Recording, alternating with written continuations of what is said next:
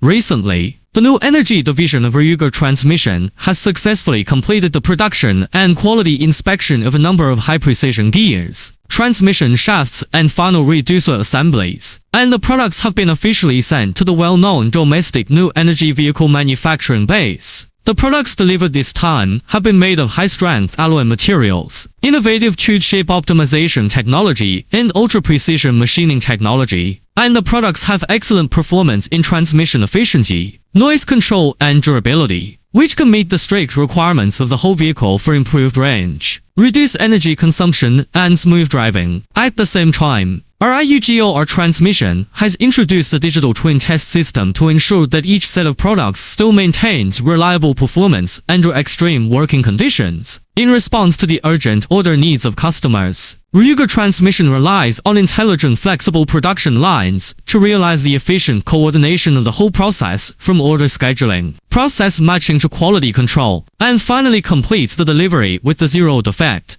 standard. In the future, RIUGOR Transmission will work with industry chain partners to jointly promote the transformation of global transportation electrification and contribute technical strength to the development of the new energy industry.